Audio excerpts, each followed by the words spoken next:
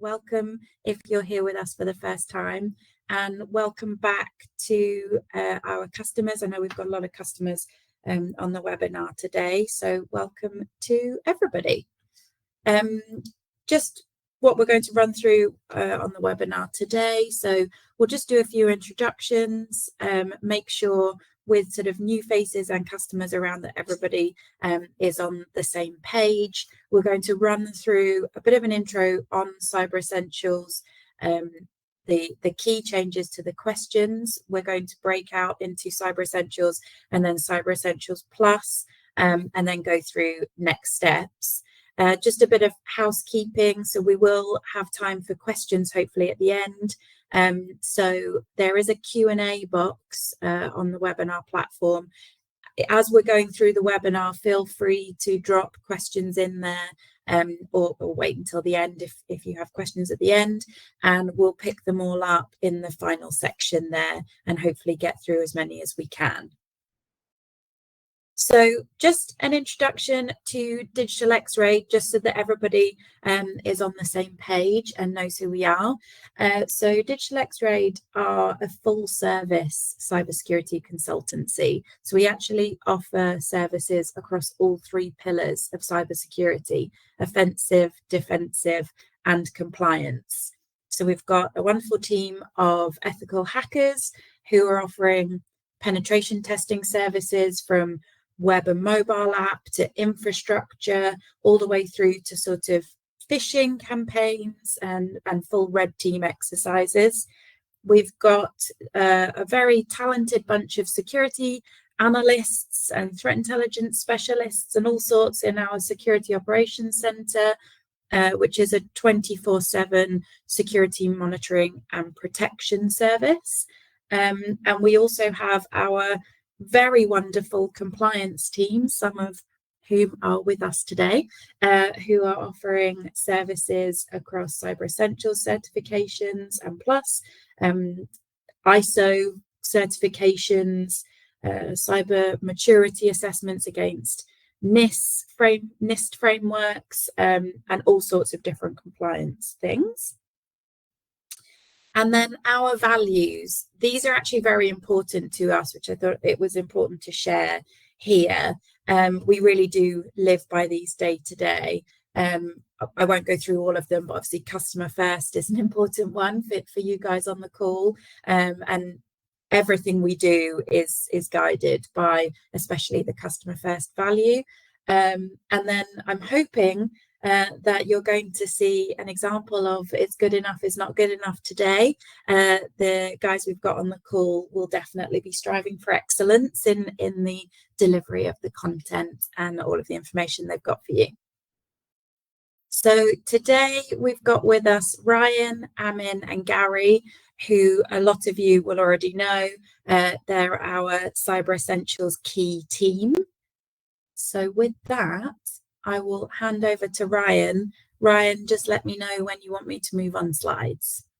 Yeah, thank you. Morning, well, afternoon, everyone, should I say, actually. We've just got into the afternoon. So, yeah, kicking this off. So obviously, just a brief explanation to you all what actually the Cyber Essentials and the Cyber Essentials Plus actually is. So it's Cyber Essentials is a UK government scheme that helps businesses protect themselves from cyber attacks and hackers.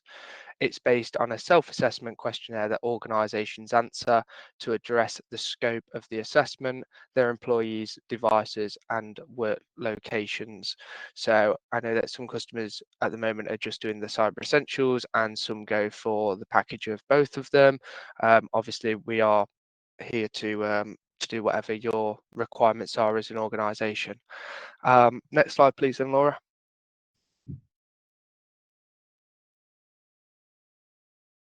So breaking that down into the Cyber Essentials certification, which is the questionnaire that is filled out by yourselves and then sent across to us for marking. This kind of looks into the secure configuration, which is where we check that the setup of your computers or devices is secure to minimize the ways that cyber criminals could potentially gain access. It will also look into the user access control area, which is where the team access the controls you have in place that govern who can access data and services and what level of access they have.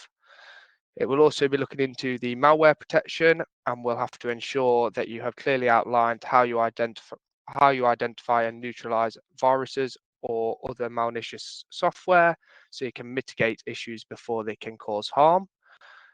It will also look into the security update management, which is where we'll ensure you're clearly outlining how you manage software updates and patch management to prevent cyber criminals from using vulnerabilities in software to access systems. And finally, it will look into firewalls, which is where we'll access how you've configured your firewall security filter between the internet and your network to monitor and protect against unauthorized access. Next slide, please, Laura.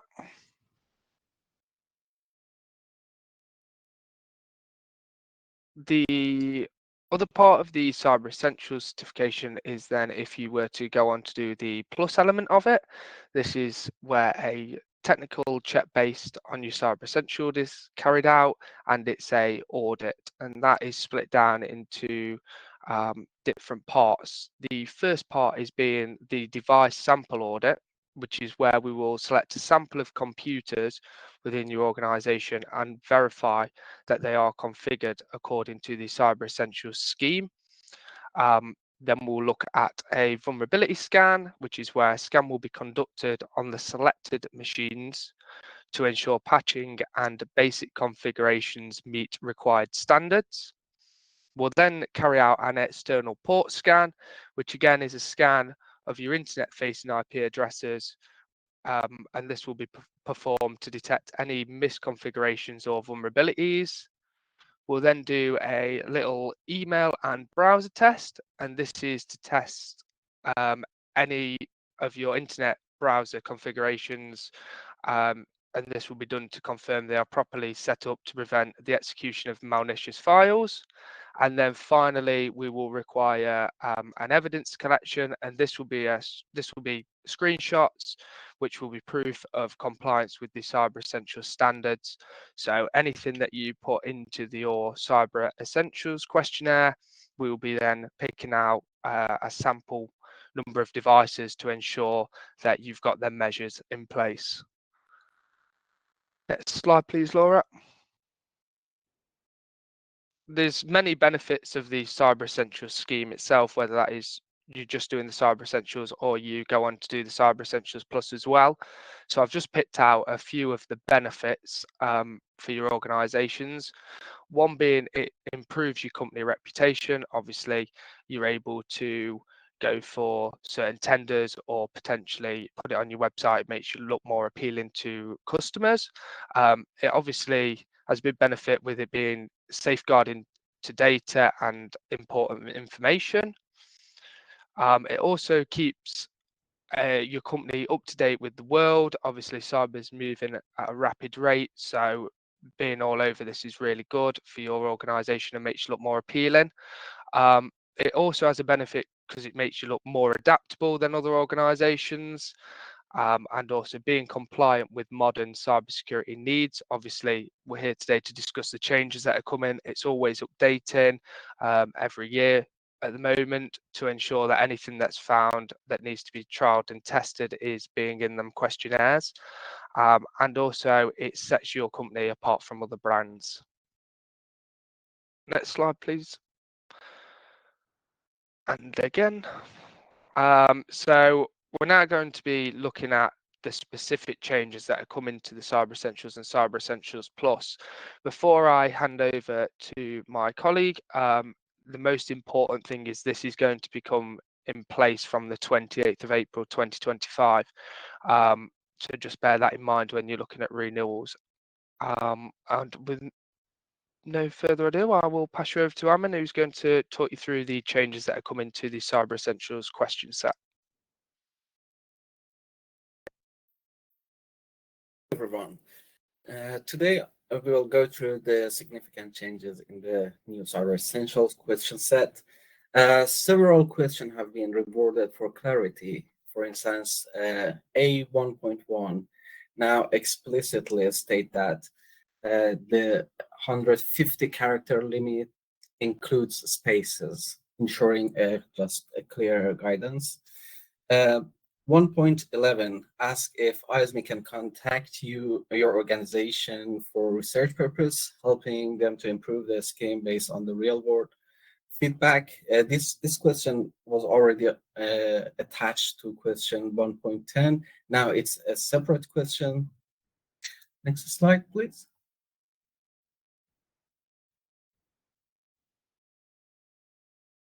The scope of assessment have been broadened to reflect modern IT practices. In A2.2, there is now a limit of 300 characters for a scope description that appears on the certificate, encouraging a clearer definition of what is covered.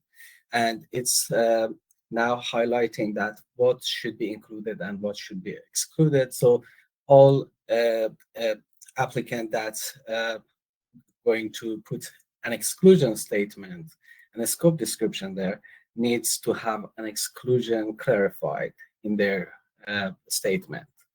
In question 2.4, organization using operating system that has reached its end of life must maintain an extended security update subscription to remain compliant. For example, Windows 10 post-October 2025 requires an ESU to be purchased in order to be compliant after this date. Question 2.5 now explicitly includes virtual desktop infrastructure servers, recognizing their growing use in business environment. Question 2.7.1 expands the definition of remote work, requiring organization to include the quantity of both home workers and remote workers. In the previous questions, it was only home workers, and now they have included the remote workers. So just a total of number of these workers should meet the requirements of this question. Next slide, please.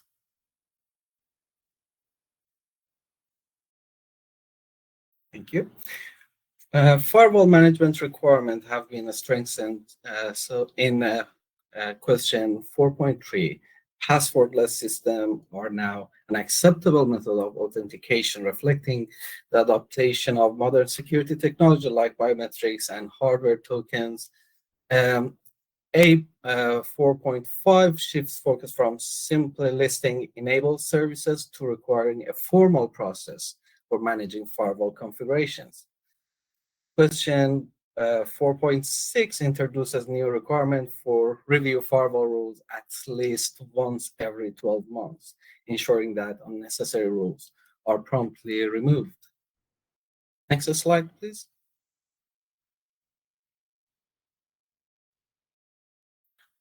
Password management has been significantly updated. In question A5.3, organizations must now implement technical controls like multi-factor authentication and minimum password lengths of at least 8 characters with blocking of common passwords, or enforcing a minimum password length of 12 characters with no maximum restriction. Question 5.5 introduces passwordless authentication as a new option now, allowing for advanced methods like biometric access, security keys, token, one-time codes, and push notification, this is a new addition to the new question set. In most questions that requires asking for an authentication method, now passwordless can be an option, and there is just when it's selected, mostly it's going then to ask for more information regarding this passwordless authentication method that is being used by the business. Question 5.7 sets stricter limits on brute force attack protection, allowing no more than 10 failed login attempts within 5 minutes. So previously it was just no more than 10 failed attempts. Now it shouldn't be more than 10 failed attempts within 5 minutes. Next slide, please. Secure configuration requirements have now been enhanced to address new risks. 5.4 highlights the need to secure any external services that provide access to sensitive data. 5.8 clarifies that auto-run or autoplay features must be disabled on all devices to prevent automatic execution of potentially harmful files. This applies to USB drives, CDs, DVDs, and files downloaded from the internet. So this is the highlight of this question. So it should also cover the files downloaded from internet. So any files downloaded from internet shouldn't be able to automatically execute. By disabling these features, organizations can reduce the risk of malware infection for removable media and downloaded files. Question 5.9 mandates that devices must have locking mechanism like pins or biometric to protect access for users that are physically present. So this question is mostly just a change in wording for clarification that when a user presence is required, then it definitely there should be a locking mechanism. Next slide, please. Security updates management have been expanded to cover more device types. In a 6.1, firmware on routers and firewalls is now explicitly considered as an operating system, meaning that it must be kept up to date, and security patches like other operating systems should be applied within the 14 days time frame after released by the vendor.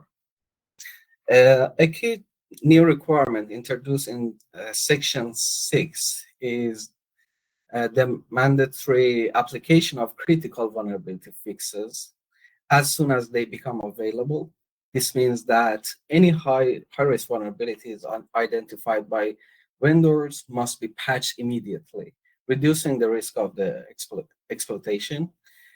This shift places a greater emphasis on proactive vulnerability management, ensuring that system remains secure between routine update cycles.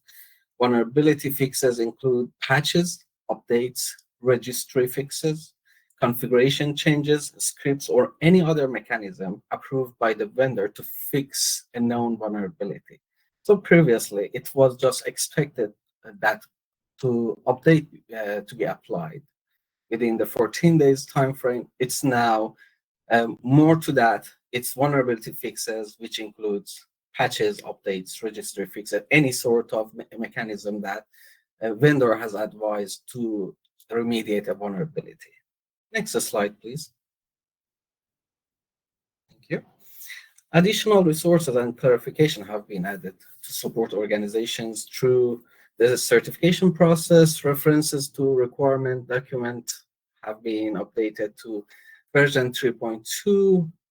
New links to ISME Knowledge Hub, which is really helpful, provides further guidance on topics like firewalls, password management, and secure configuration. It's also reinforced that the cloud services, including infrastructure as a service, platform as a service, and software as a service, cannot be excluded from the assessment scope at all. Next slide, please. Right. In summary, the Willow question set introduces a stronger security requirement, clearer guidance, and a broader scope to include modern IT practices like remote work and cloud services. There is now a stronger emphasis on security updates, including the mandatory application of critical vulnerability fixes as soon as they become available. This proactive approach ensures that systems remain protected against known threats. Passwordless authentication methods such as biometrics and Harvard token, and now any sort of passwordless solution are now accepted, offering advanced and secure alternative to traditional password. So when I say any sort of, it's not exactly any sort of, I mean any sort of approved type of passwordless authentication that is considered safe and secure by cybersecurity best practices. A formal process to manage firewall configuration is required, moving beyond listing services to ensuring firewall are consistently and effectively managed. The scope has been expanded to include virtual desktop infrastructure and remote workers, reflecting the shift toward modern, flexible work environment. These changes aim to provide a more robust cybersecurity posture, ensuring that organizations are better equipped to handle evolving threats and compliance requirements. We're going to hand over to Gary now, who's going to take us through updates and changes to the Cyber Essentials Plus part of the certification. Hi everyone. Next slide, please, Laura. So you'll be happy to know there's no real changes to the Plus audit side of things this year. The only notable changes is in regards to the wording around what constitutes a patch. So a patch now includes updates, registry fixes, configuration changes, scripts, or any other mechanism approved by the vendor to fix a known vulnerability. This information is usually found on the Nessus report that we give. But it's still the case that it's only issues with a CVSS3 score of 7 and above, which are older than 14 days, that will need to be rectified. But the only difference is the wording around the question. Such configuration changes include like the Win Verify Trust and Enable Padding check is usually a common vulnerability that's flagged, and because that's a configuration issue, that will need fixed if it's got a CVS score of 7 and above and older than 14 days. Next slide, please, Laura.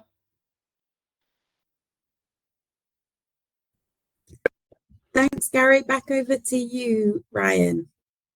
Okay, so just in this next part, I'm just going to cover obviously how DigitalXRAID can help you try and achieve these changes, because obviously with the changes that have come in, we're here to support, and we're not here to just go, oh, there you go, please make the changes. Obviously we want to help where we can. Next slide, please, Laura. So obviously, how can we help? There's a list of things where we can do to support you. So the first one is obviously we offer the pass first time package.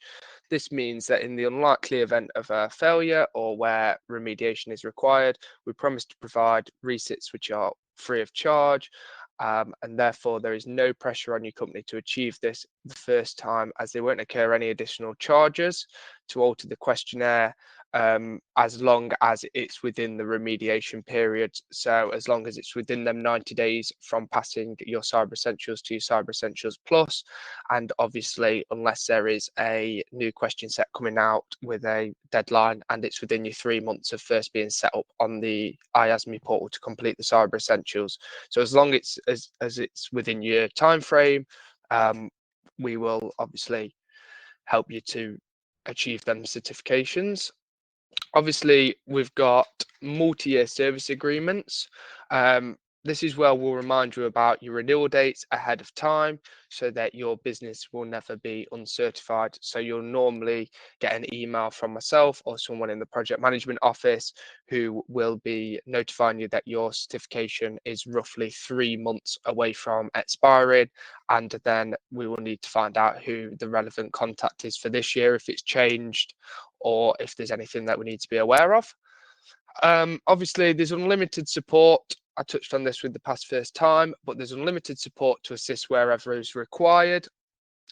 We will support you wherever's needed during the remediation stages and ensure you have enough support to get you past before the due date, whether that's via Teams calls or emails, whatever works best for you.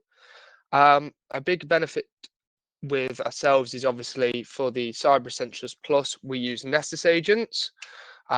This is where an agent is downloaded onto the sample set devices, which talks to our auditor from the computers, and it performs the scans.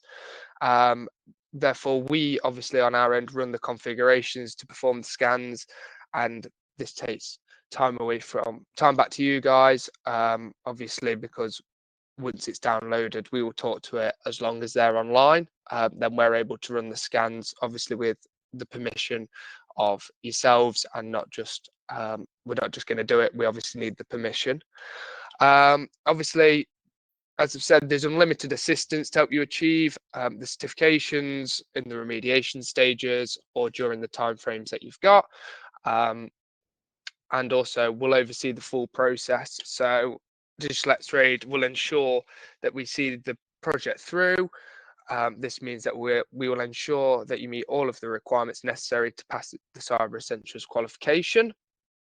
And we also take a tailored approach to ensure you have everything required to complete the certification.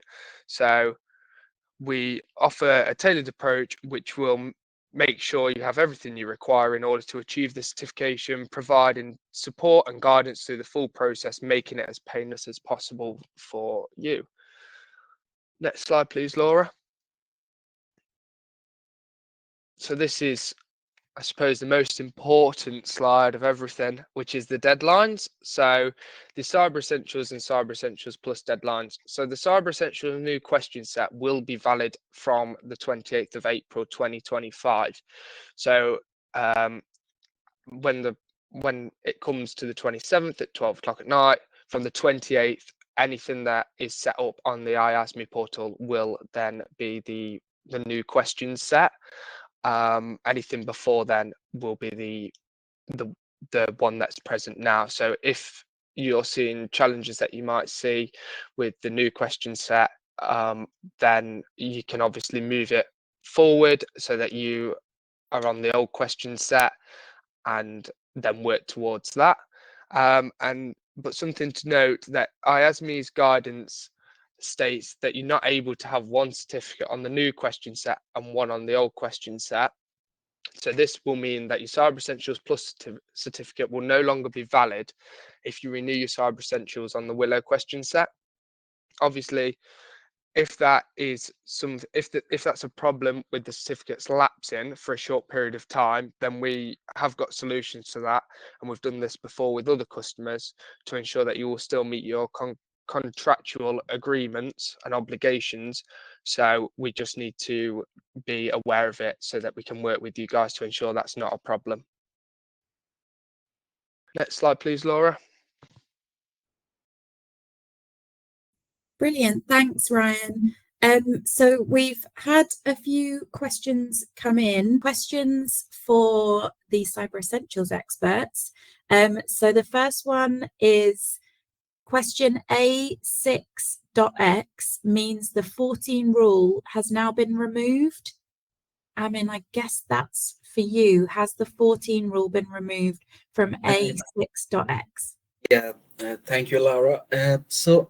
By 14 rule, I believe it's 14 days rule. No, it's not being removed. The 14 days time frame to apply any install any high and critical security update is still in place. It's just an addition to this, which is vulnerability fixes, which also needs to be applied within 14 days. It's advised that any vulnerability found should be applied promptly. The fixes should be applied promptly. However, the requirement for Cyber Essentials state you have 14 days for both applying updates and vulnerability fixes. Lovely, thank you. And I think, Amin, this might be for you as well. Question A 5.9. Is it to have this enforced by the system as it wasn't clear in the previous Cyber Essentials version? 8.85.9. This talks about the locking mechanism, if I'm not mistaken. Yeah, and what's required here is these should be applied definitely every device used by the business, and especially devices that needs a staff be present there. It should be protected by any sort of locking mechanism compliant with Cyber Essentials, and there is no exception to this rule. So definitely these devices should be locked, and it's if this is enforced by system, and you have no choice to make any modification to this. It's acceptable within Cyber Essentials as long as this is just a vendor's default configuration. So this should be fine, and just we cannot leave any device without any locking mechanism. And if so, this could not this will be awarded like as a major non-compliance. Perfect, thank you. And then the last question, I'm not sure who's best to answer, so jump in. In a hybrid working environment, would end users be considered home or remote workers if they are in the office, for example, 2 out of 5 days in the week? Regarding a hybrid working environment, the point of any requirement for remote and home workers applies to all hybrid working environment.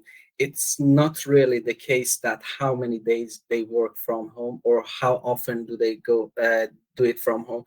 As long as the device is taken out of the protected network of the business, the requirements for remote worker and home workers should be applied. So they are, to some extent, they are referred interchangeably. So hybrid workers, remote workers, and home workers can be all considered in the same category, and all can be listed as in the question asking for the number of home and remote workers. Great. And then we've got, I've also heard that the sampling requirements have also changed for Cyber Essentials Plus, which means 100% of the devices would need to be scanned instead of the previous 20% threshold. Is this correct? And if so, how does that impact the Cyber Essentials Plus program for larger organizations? Okay, so 100% of the devices. So I've not heard of this. So we take the sampling from a table that IASME provide, and the max number of devices per version is still 5. I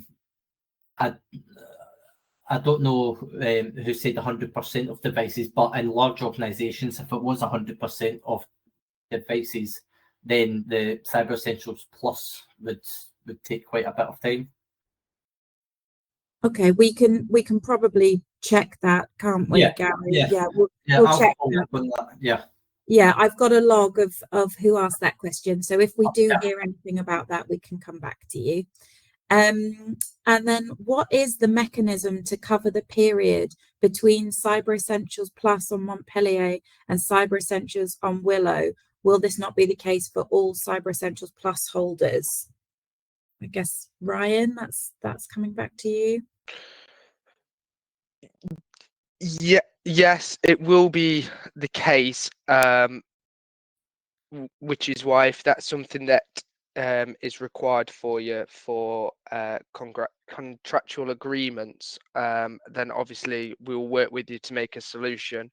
and talk to IASME regarding that for specific needs to see if we can come up with a solution to ensure that they are either really close together, so that you don't lapse any time, and we try and get an extension for one, so that we submit one day and we do the Cyber Essentials Plus the next day, or we'll look at other solutions where we can. So if that's something that obviously is required in your business for contractual reasons, then obviously we will speak to you and make a solution that works for you, the business, as much as us as well. So we will talk to IASME regarding that and communicate that with you.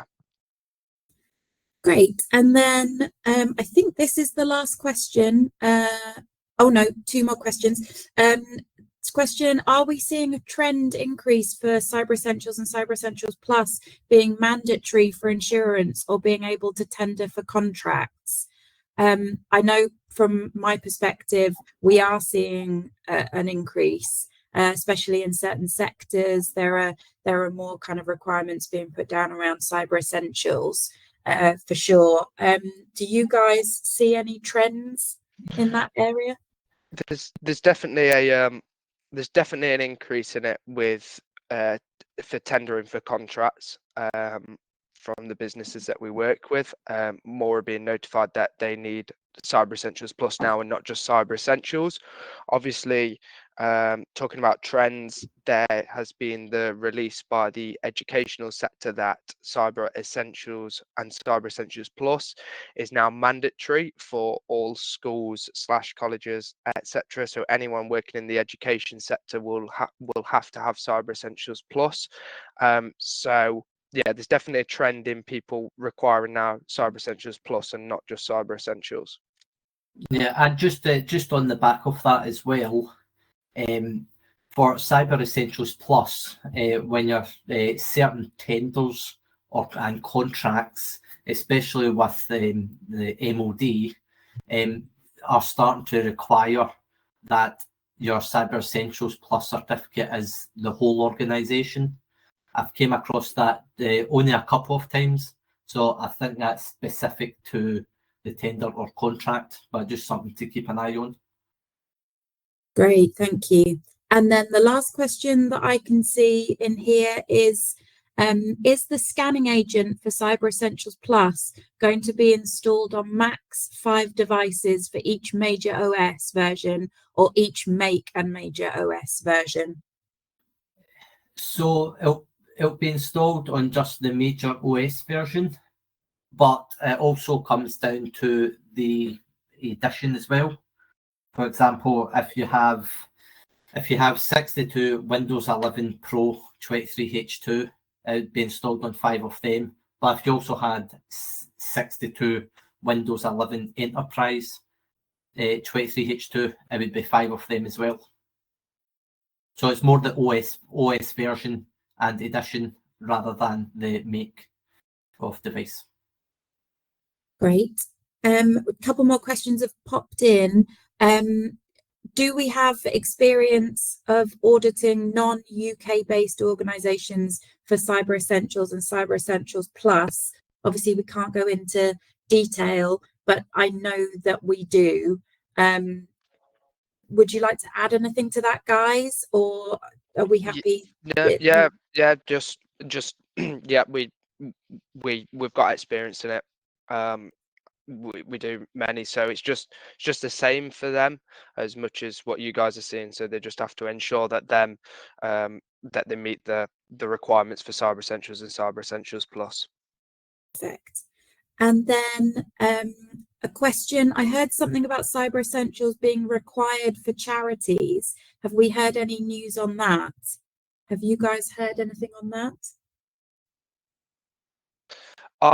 It's something that I will have a look into offline. I haven't heard about it for charities in specifics, but I will, Laura, if you could note that one down, and I will get back to that. That one, yeah, please. we can check that. Perfect. We'll take that one offline and come back to you. Thank you very much to Ryan, Amin and Gary, and thank you to everybody who's joined us today. Hope that was all very useful for you, and we'll be sending out the recording and the slides following this. Thank you, everybody. Have a good rest of your day.